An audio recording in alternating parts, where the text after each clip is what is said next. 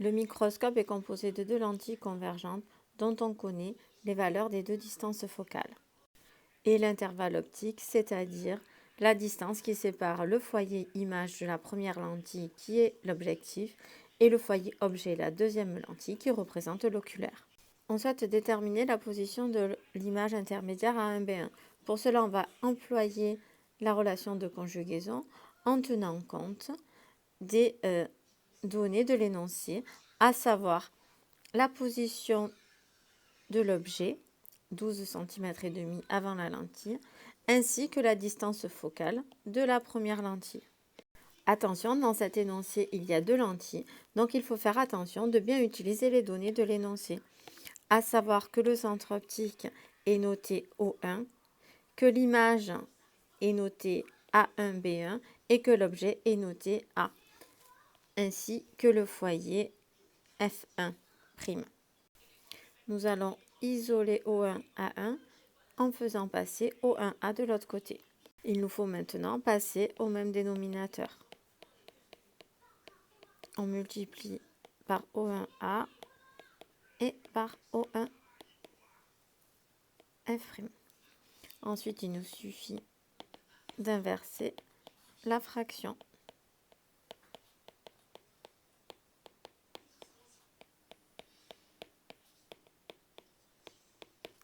Pour trouver la position de O1A, on remplace par les données numériques.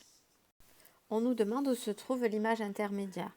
Or, on sait que l'intervalle optique, c'est la distance qui sépare le foyer image de la première lentille et le foyer objet de la deuxième lentille. On sait que cet intervalle optique fait 40 cm. D'après la relation de Schall,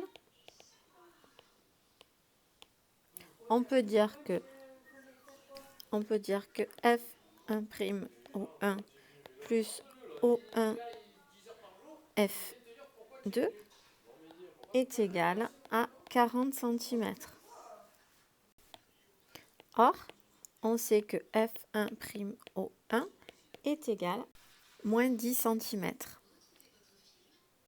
Lorsque j'isole O1F2, je peux dire que c'est 40 cm moins F1'O1 qui est égal à moins 10 cm.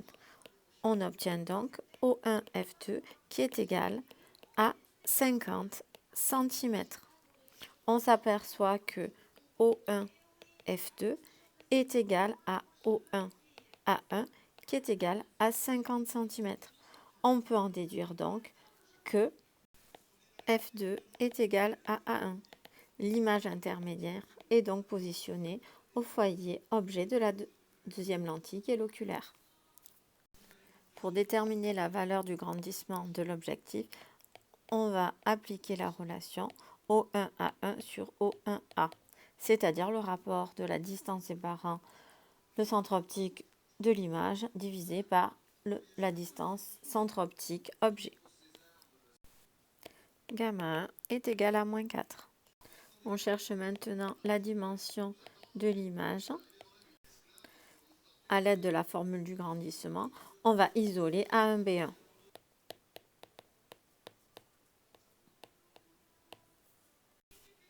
A1-B1 est égal à moins 4 fois 0,5 cm. A1-B1 est donc égal à moins 2 cm. Cette image est renversée. A1-B1 fait moins 2 cm de haut, donc on va dessiner B1 à 2 cm en dessous de A1. Pour tracer l'image obtenue, il faut placer les foyers de la lentille. On sait que A1 est positionné foyer objet, donc on place F2' de façon symétrique. On trace les rayons issus de B1, toujours celui qui est parallèle à l'axe optique et qui va émerger par le foyer image, et celui qui part de B1 et qui passe par le centre optique et qui n'est pas dévié. Ces rayons sont parallèles.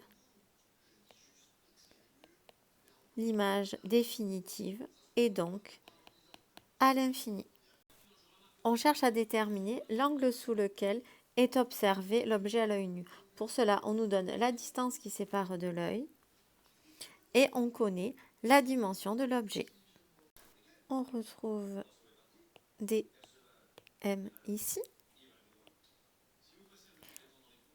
alpha ici, et on connaît la taille de l'objet AB. En utilisant les règles de la trigonométrie, tangente alpha est égale à AB divisé par dm, on va pouvoir trouver la valeur de alpha. Pour les petits angles, tangente est égale à alpha, et on n'a qu'à remplacer par les valeurs de AB, 0,5 cm sur 25 cm. Alpha est égal à 2,010-2 radians. Alpha' est l'angle sous lequel on observe l'image définitive. On le retrouve donc ici sur le schéma.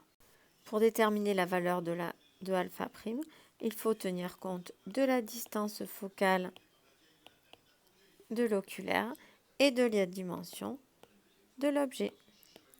On obtient tangente alpha' qui est égale à A1B1 sur F'2. La tangente est égale à l'angle, donc on obtient A1B1 fait 2 cm, F'2 fait 20 cm.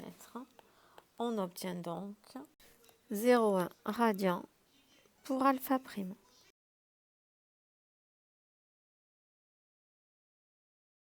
À la question 3.3, on cherche la valeur du grossissement G. Pour cela, on va utiliser sa formule alpha' sur alpha.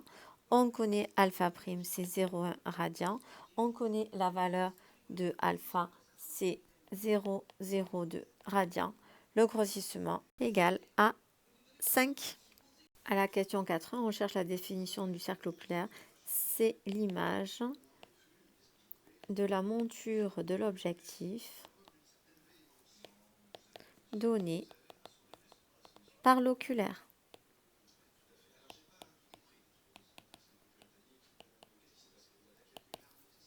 Pour trouver la position du cercle oculaire, on va considérer les deux extrémités de la monture de l'objectif et tracer les rayons issus de ces deux points.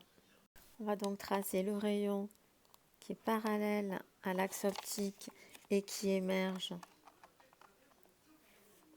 par le foyer et celui qui passe par le centre optique et qui n'est pas dévié. On va donc trouver à l'intersection des rayons les images de la monture de la lentille L1. On aura donc la position du cercle oculaire.